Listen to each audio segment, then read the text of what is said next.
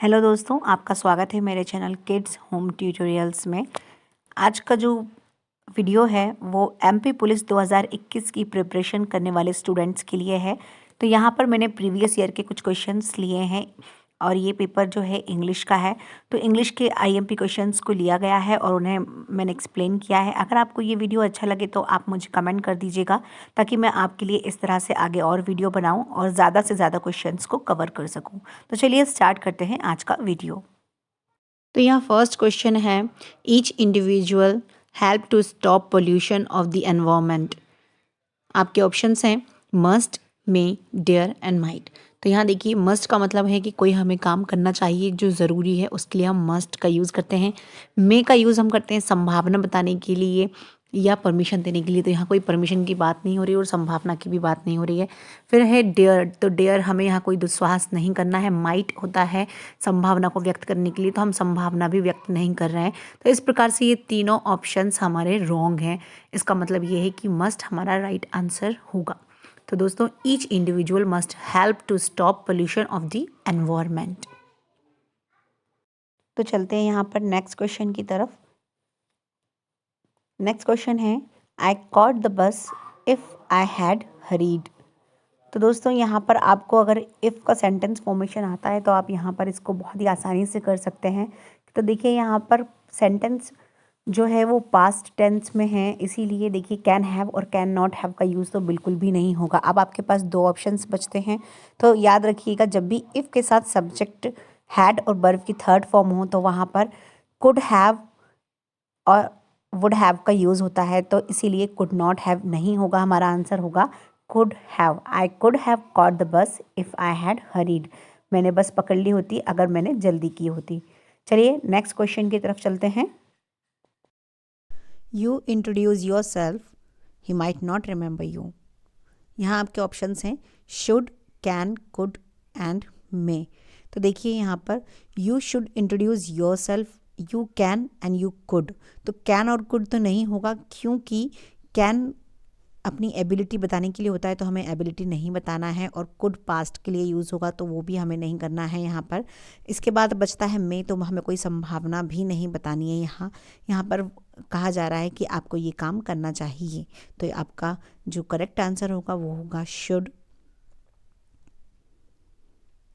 You should introduce yourself, he might not remember you. Next question है, voting took place peacefully most of the country. तो यहाँ आपके options हैं across, besides, into, for.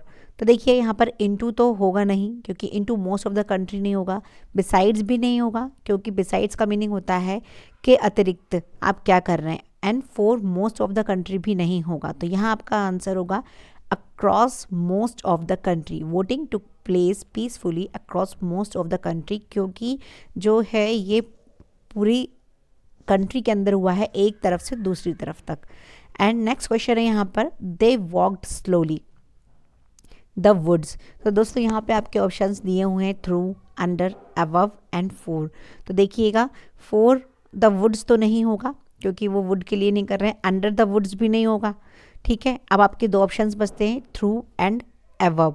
तो यहाँ देखिएगा, above the woods नहीं हो सकता, क्योंकि हम उसके ऊपर से नहीं जा सकते, क्योंकि अगर आपने अबव का यूज़ पढ़ा है तो आप डेफिनेटली अबव भी कभी नहीं लगाएंगे।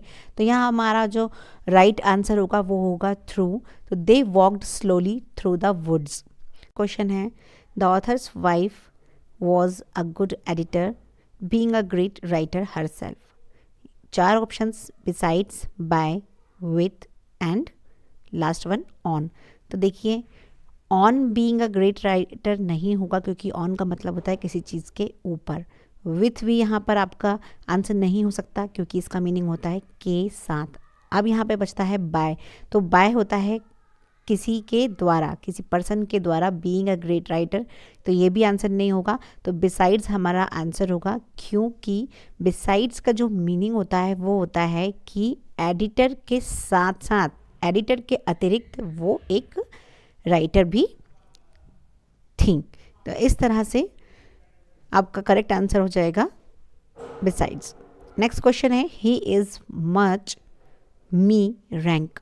तो देखिए यहाँ पर दोस्तों हमारे ऑप्शन हैं between, in, with four, into four, below in.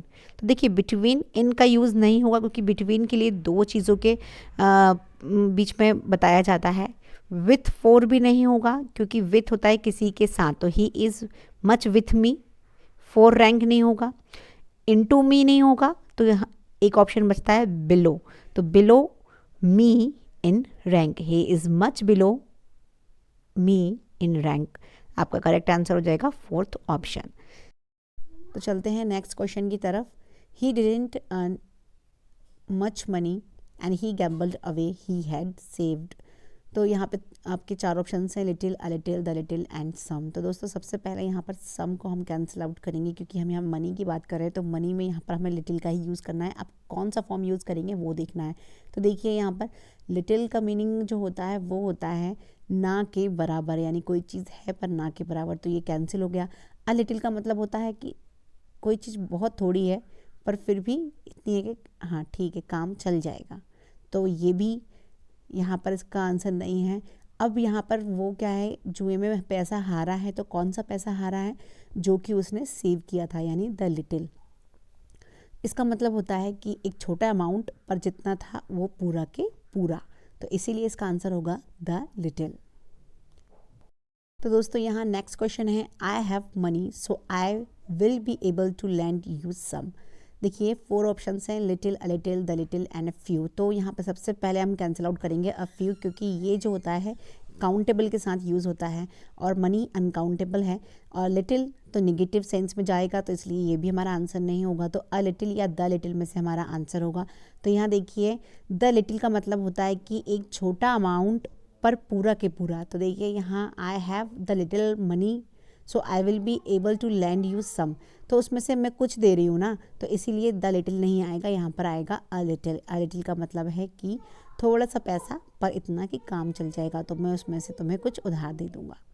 तो यहाँ है next question, there is time to prepare for the exam. तो यहाँ पर ऑप्शंस हैं little, few, the little and a few. तो देखिए दोस्तों यहाँ भी हमारा सबसे पहले फ्यू वाला आप और एफ यू वाले आप ऑप्शंस को कैंसिल कर सकते हैं। दो ऑप्शन बचते हैं, इसमें से आपका आंसर होगा। तो द लिटिल का मतलब होता है एक निर्धारित समय, कम पर निर्धारित, और यहाँ पर है लिटिल यानी बहुत ही ना के बराबर टाइम बचा है एग्ज़ाम की प्रिपरेशन के लिए। तो आज के लिए इतना ही रखेंगे, बाकी का करेंगे हम नेक्स्ट वीडियो में। तो अगर वीडियो अच्छा लगे तो प्लीज़ लाइक कर लें और मेरे चैनल को सब्सक्राइब कर लीजिए। Thank you.